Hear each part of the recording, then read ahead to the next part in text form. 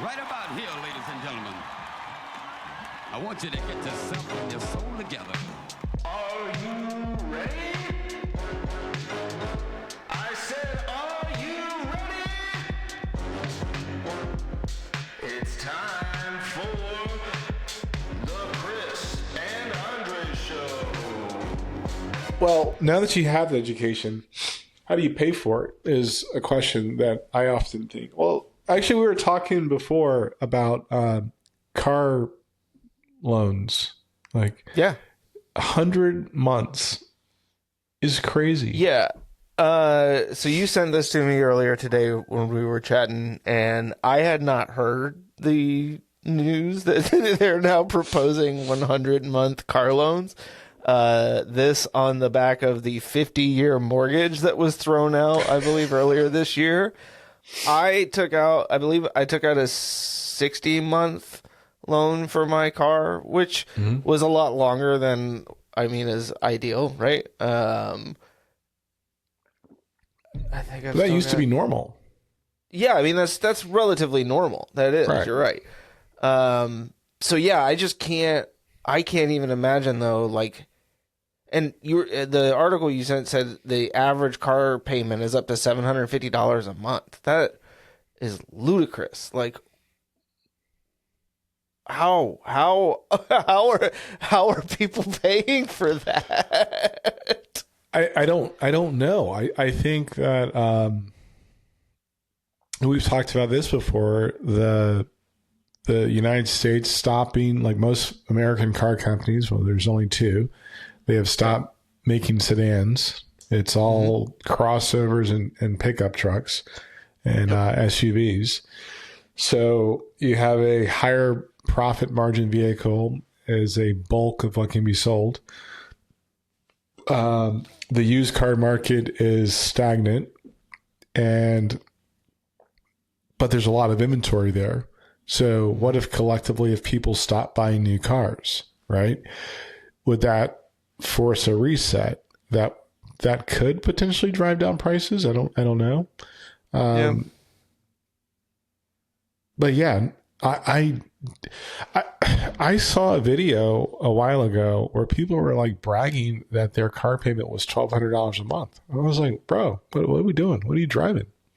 Like, now granted, a new vehicle, the last time I checked, the average new vehicle was between 46 and 50K. Yeah. Which is insane. Yeah. Yeah. It is crazy when you think about how expensive cars have gotten, and that, nobody is really incentivized to make a reasonably sized, reasonably priced car. China has. But yes, China. When I was in Mexico, I saw a ton of Chinese cars. I was in Peru, saw a ton of Chinese cars. I'm not saying actually I am saying it. We should open up part of me doesn't want to say that because when you give up those types of products, you kind of weaken your country. But man, in Mexico, I would say 9 out of 10 cars were Chinese. In Peru, I would say probably 60% of the cars were Chinese or Japanese. We kind of dropped the ball on that as a country, to be quite honest with you. So again, the American car companies are trying to, I guess, make up the difference here in the States. Am I wrong in understanding that a lot of that has been kind of incorrectly incentivized by government programs around fuel efficiency and stuff like that, right? Okay. And we made an agreement not to talk about politics, but so we will skirt the edges. Yeah. But that's something that we should, that it feels like that's something that could be relatively easily fixed. right? You just correct that, or I mean, I hate it to doesn't say really it. matter. Whatever you do to try and incentivize the companies, they're going to take advantage of it and do the wrong thing. So, Well, it's easier for them to sell a larger vehicle with that doesn't meet any type of EPA regulations and or fuel economy regulations. And I'm not pro regulations, but I think that we should do things that help us collectively as a country to improve. No. One would assume fuel efficiency would be one of them. Well, I mean, imagine if we had more fuel efficient vehicles, or had invested Like more today. highly in, in non-fossil fuel energy alternatives, and weren't in the middle of a fucking war. Sorry, not politics, but anyways. I just paid $4.72 for gas like last week. Yeah. And I'm not in California. My car takes premium, and poor decisions have got me spending like a lot of extra. Well, I need gas, but damn, yo, what are we doing? I mean, when I was up in Detroit, it was $4.25. Really? Yeah. And they said it had gone up almost $1 there since. Poor decisions. Yep. Poor decisions. Yeah, we're not going to talk about politics. I don't want to. Something else that we had talked about a while ago that was very popular on the audio-only version of the podcast, which I thought was hilarious, was a budgeting tool. You need a budget, right? YNAB. And we basically walked through the beginnings of it and kind of explained how to get set up and what some of the features and benefits and whatnot are. And I think that was something that you had talked about, not specifically YNAB, but the subject of budgeting that you wanted to cover again tonight. And it sounded like you had maybe a tool specifically to show us. Yeah, it's actually all right. So let me give some background here. I've used You Need a Budget since it was a spreadsheet, and this is some years back. So I would say early 2000s. So I used it for a very long time. I've watched the company grow, and my subscription is up for renewal in April. And I was on the fence this year about, do I keep it? And the reason being is more based on principle. All right, let me say this too, this caveat. It's probably one of the best tools out there for people that are not like me, who are going to set up a server. I believe that envelope-based budgeting or zero-based budgeting, however you want to call it, is probably the best way to get your finances under order or in order. So I do think it's a good tool. My concern is, long-term, do they continue to add features that make it worth the price? And I'm starting to question that. But I do think it's a great tool. The second part to that is build or buy. For the 1 millionth time, I actually create software. I love to do that. And I was like, before I start writing a line of code, the question I ask is, do I build it or do I buy it? And are there good alternatives out there? Will it be worth my time? Well, YNAB is so good that there are a lot of competitors. And a lot of those competitors are either former users of You Need a Budget, that have the skill to create a competitor. And most of them are pretty good. Well, the one thing I was thinking about, build or buy, and I decided not to build because it's a saturated market and there are a lot of good alternatives out there. Well, I came across actual budget, which is, for all intents and purposes, fairly cheap. If you're a solo user, one person, you're not married, and it's just you can store everything in your browser. I wouldn't recommend that, but you could. If you're the type of person that they have an option called where you can install it onto a server from Picapods. It costs you like $1.20 a month, right? So that's fairly reasonable. Because you need a budget subscription is like a little bit over $100 a year. So you could, and they have instructions on how to do it. You can spin it up, and you're still spending a fraction of what it would cost to have you need a budget. And it supports the developers to kind of keep building it and making it better. So what I'm going to do this year is the money that I was going to spend on my subscription, not all of it, but part of it, is donated to these developers because I want to support good development. So that's a little bit of the background. Mm-hmm. But actual budget is very, very, for somebody that you need a budget for a long time, it's very, very familiar to me. I'm going to share my screen. It looks very, for those of you watching on the old YouTube, it looks very familiar to you need a budget. And if you've ever used that, this should seem very familiar to you. One thing I do enjoy about it is the reports are a little bit different, and that you can nerd out on the numbers and make charts. So like for me, that's like a big bonus. That's but cool. Let's walk through the most important stuff. Okay. Here you have all of your accounts. So if you're looking like 20,000 feet up in the air, you just want to say, how much cash do I have in this demo budget? And what am I going to do with it? Well, the first thing you want to do is start with your opening balances. So you can start one of these programs any day of the week. Just go to your bank, get the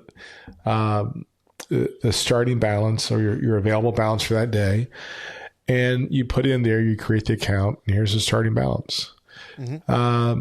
And here I said, well, I got paid on this day, so I'll call that income. So I have my starting balance of $1,500. I got paid on this day, $4,000. And that is where part of the magic begins. Mm-hmm. I will say that you can do bank imports, but I have found that I actually like entering transactions manually because it keeps me in tune with like the transactions, right? Yeah. And psychologically, I don't want to have to enter a lot of the transactions. So I kind of, it's like one other thing. But let's look over the budget itself. And one thing that's important to know is that when you're doing a budget, you should basically budget the money you actually have, not money you plan on having in the future. So when you get paid, you budget it. So let's walk through the categories. Savings, because if you heard the other podcast or the other episode, one thing I believe is that your personal budget is like if you run a company, and your company should make a profit, but before your company makes a profit, you should pay your employees. Well, my number one employee of my personal company is me. So putting money in savings is important to me. So I put savings at the top. Then I have a food group, groceries and dining out. Why would you separate them? Well, I separate them because I don't eat out every day. It's because, and if you start to track your expenses, you realize that, oh crap, I'm spending $700 a month in restaurants and Starbucks and whatever. Yeah. Well, that's not money well spent, right? So if an $8 coffee can go towards buying, a container of coffee costs $20 now because, we're in like inflation. That same container of coffee makes me way more $8 coffees than I can get at Starbucks. So I'd rather do that. Utilities. I'm a big fan of keeping utilities on like close to the top because, you know, you got to keep the lights on. It's no good if the lights are out. Housing, another important thing. Rent or mortgage, doesn't matter. You know, you pick whatever it is for you. Transportation, health, like healthcare expenses, your eye care, eyewear glasses. It's important to me. Your insurance, and the things I keep it towards the bottom of the list are the lower priorities. That's just basically what it boils down to me. Because if money's tight, maybe I don't need life insurance. You know, I just cut that off for a while until I can get back on my feet. Unfortunately, fun stuff like a vacation, yeah, it's not a priority. The higher priority things should be at the top. Clothing, miscellaneous, and don't live in miscellaneous, and of course the dreaded debt, right? So I have already spent, so there was $44,000 in my account, if we remember here. Mm-hmm. And we have the starting balance of negative 1,500 for, well, I think I did that wrong. That should be starting balance. That's why I looked at the wrong thing. So please forgive me. That's my checking account starting balance. And the credit card was negative 1,500 because I owe them money because life sucks. I bought some Jordans. So when I look at what could be budgeted, $3,600, because we're actually doing some quick, math here. Let me take this out. And I'll show you why.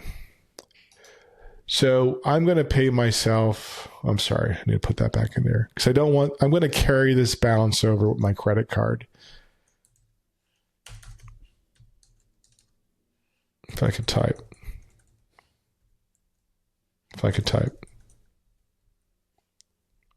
All right, you're just messing with me. Okay, so I've already told I'm going to carry that balance over so I can get my money back. But let me take out my savings, and I have $4,000. So let me kind of reframe that. I was playing around with this earlier to make sure I could explain it properly. Yeah. Since I'm starting with the debt and I'm carrying the debt over, what typically happens with programs like this is they want you to pay off the balance every month. Mm-hmm. Well, this person doesn't have the money to pay off the balance every month. So we're just going to start with that and say, we're going to carry that balance forward so that we can slowly pay off that debt. So let's work through March. As I said before, I like to pay myself a little bit of money, and 10% sounds good for me. So my company is going to start with, $400. Mm-hmm. I'm a single guy. Let's say I'm not single, but in this example, I'm single. Let's say I spend $500 a month in groceries. That is probably not accurate. I know, because inflation. And I treat myself to, one time a month I go out for dinner. Treat yourself. My utility bill is, let's say it's $120. My gas bill is $40. My water is like $30 a month. Trash pickup is $15. And my cell phone is, let's say, $80 a month. And as I made those decisions, I can see that I have available to budget $2,700. Mm-hmm. Now, rent, this is the crappy one because I know rent for a single person right now is $1,900 in Raleigh. Yeah. So that sucks. But in this example, I got paid on the 12th. I'll get paid again at the end of the month, or let's say on the 15th. So maybe that this person is going to be okay. I don't know. But if their rent is $1,900, this month is getting kind of scary. I have renter's insurance. It's $15. No other type of insurance. Now, let's get into the real. Well, my car payment is, I said before, $750. Uh-oh. Gas has gone up. And I can only afford to put like probably $50 worth of gas in until I get paid again. Mm-hmm. But all these other bills are, due before I get my next paycheck. But life's not bad though, right? Ask me why life's not bad. Why is life not bad, Andre? Because the money that I'm going to use, or the money that I have, I've already, I know where it's going. The only thing I have to do now is kind of make sure I spend money based on what I have available. My checking account still says $4,000. Right. But I know that $4,000 has a job. Yep. So it looks bad, but it's not so bad. Any questions so far? Nope. Now, I said that I get paid on the 15th, so let's make that a reality. Because even I'm getting scared. I'm like, yo, this is not good. So I'm going to add a new transaction. So I got paid on the 16th, and so that's a Monday. Paycheck. And how much is let's say they make what, $4,000? That's what you said, yes. So let's say. Oh no, that was the starting balance. Sorry. Yeah. How much? What's a good? Let's say $1,500. They make $3,600, so let's say $1,800 after taxes. And I clear the bank. And we're going to call that income. Okay. So when I go back to my budget, things aren't looking so grim. So now I can afford my car. I can, maybe this person spends $170 a month in gas. Their car insurance is $230. They need to buy. Well, I won't make them blind, but they could. $230 a month for car insurance? Okay, they have one car, so let's say $160. I don't know. I'm old, so my car insurance is cheap, and my daughter's out on it. How much is car insurance for one car? Yeah, 160 is probably about right. Okay. 140 to 160, I would say. Okay. And they don't have kids, but if they did, they could add that there. They're planning a vacation for their birthday in October. They want to put away $200 a month for it. So that way they don't have to use their credit card anymore, right? Mm-hmm. This person has $1,300 left over that they just have to decide what they're going to do with it. Now, I could adjust this because let's say that let's say they make $3,600 a month. They had $1,800. Let's say their parents gave them a gift of $1,000 just because, right? So this brings it back to reality. Because if you're making $3,600 a month after taxes, odds of you having $4,000 at the end of the month are pretty slim.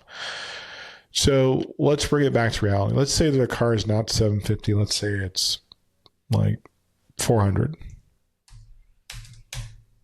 Maybe they have a nice used car. Okay. And life's not that bad. You have $500 at the end. And it's up to you, the person, to figure out what you're going to do with that $500. Do you lessen your savings to reduce your debt? Do you take part of your savings and you want to buy a new computer? So you're going to take out $100 there and put it there. But understanding and navigating where your money goes gives you a little bit more control.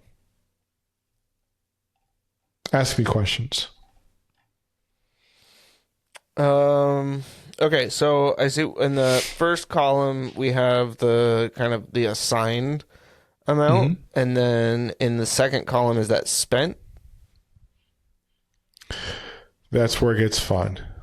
Yeah, so spent, let's say today I bought some groceries.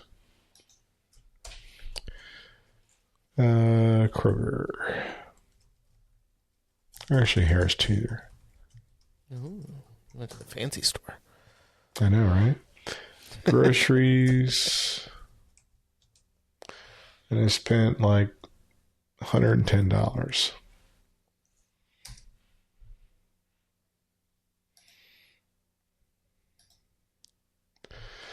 So now what I have left to spend in groceries is $390. Mm-hmm. So before I spend money on, like, it's intentional spending. Before I'm like, I need to buy groceries, how much money do I have? Your bank account says $4,490. That number is wrong. Yeah. This number will always be wrong. Okay. Doesn't matter. It's always wrong. It's going to always be bigger than what's over here. Right. Because when you say groceries, you only have $390. All right. So what are the biggest differences between this and you need a budget? One thing I found that I kind of had to get used to with the biggest difference I found is credit cards.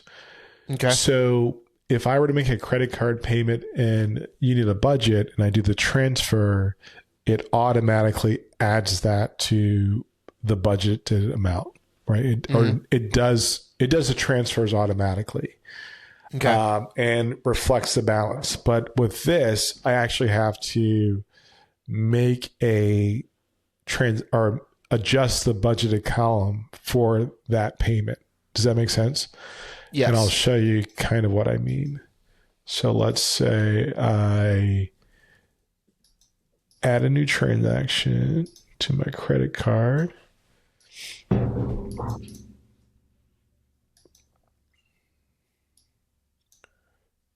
So you see where it says transfer here? Mm-hmm. And then let's say I make the minimum payment of, well, that balance is probably like $47 or something like that. Right? So what adjusts here is the balance. Well, it doesn't adjust the balance. So I have to take out the $47, which sucks. Okay. Gotcha. So even though you made the payment and you recorded the payment, it didn't affect the credit card balance because it's not not connecting the two. Exactly. So I have to manually make a payment here, including the interest charges and whatever. So sure, it's probably just it's a minor inconvenience. It's not like a big deal for me. But it took me a minute to like, whoa, I already made a payment. And it's like, nah, dog, you got to actually put a payment there. So that's fine. I don't really care about that too much. Yeah. What do you like? That's a minor inconvenience. Yeah. What do you like better about this than you need a budget? I like the fact that I believe the community behind this project are going to continuously make it better. Okay. I think, unfortunately, the team at You Need a Budget, rumors are they're going to go public or they're looking for a private equity firm. I don't know if that's true or not. It kind of feels that way, though. I kind of get the feeling of like, yeah, you guys have probably not reached your ceiling. You're pretty popular. Could be time to exit. Yeah. So I kind of feel like the old community of the software has gone away. And if I'm being honest, when they closed the forums, I wanted to leave then because I kind of like the community aspect of it, where you can go and ask questions and encourage each other and all these other things. It doesn't feel that way anymore. Yeah, that's interesting because I think typically when you're looking at budgeting tools, it does very much feel like you're on your own, right? Like, it's just you by yourself. And I think the community aspect of that is really interesting that I could see that being especially beneficial in a budgeting type atmosphere. I tried, what was it called? Monarch? No, it was a dieting app called, I think it was like Noom. Oh, yeah. I think it was remember that one that was advertised for a while? And that was like a big part of their pitch was it's like, it's not just you, like you've got a coach that's there to help you. And then there's like, you have a group of people that you get assigned to and you're all supposed to like, encourage each other and all of this stuff. It all kind of fell apart eventually because, Right. as things typically do with dieting. But I could see that being extremely beneficial in the budgeting space, of just And it definitely being is able to because ask questions for, especially if you're a couple. And I think one of the most frequently asked questions is, what do you do if you're managing your budget with your partner, right? yeah, And they actually have a section on that in their docs section, which is kind of cool. But a long time ago, I learned that in most couples, there is the nerd and then there's the spender. So one of you are going to be one or the other. And it's very rare that both of you are the spender. And if you are, God bless you.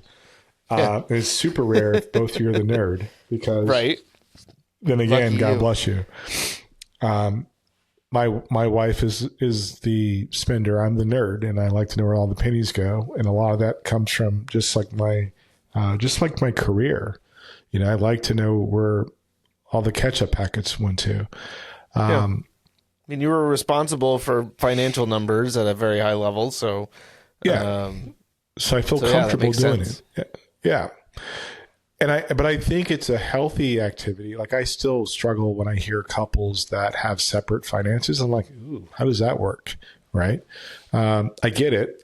I don't understand it. No, but I definitely think like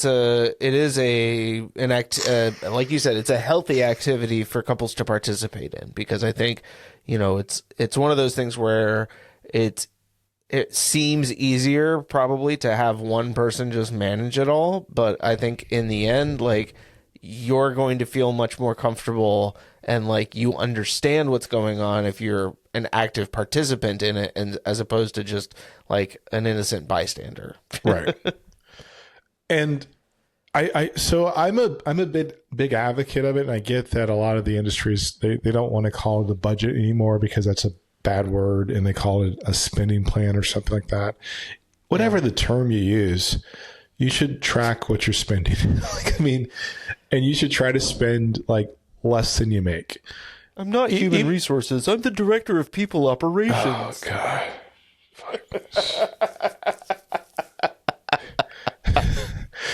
Yeah, shit like that really annoys me. People that sound operations. effect you made. I'm gonna clip that, and I'm gonna use that. Chris does know how to get under my skin, but yeah, I think that finding a tool, and I will say that if you're not super technical, that's fine. I still think You Need a Budget is a great tool. I just, for my own personal reasons, don't want to like use it anymore. Doesn't mean it's bad. Just it's like I've moved on. It looks at least like because from everything I saw today, this looks very similar to what I remember from You Need a Budget. So it seems like you've found, at least, if nothing else, an alternative for people if they're not 100% satisfied with You Need a Budget or looking for something else. Then this could be another option for them. Yeah. And I think both tools are, let me back up. Thanks for checking out the Chris and Andre Show. This is the part where we ask you to like and subscribe. You could also leave a comment and share this with someone you think would find useful. For more content like this, head on over to chrisandandreshow.com. Remember, stay sane, stay safe, and stay salty. We'll see you on the next one.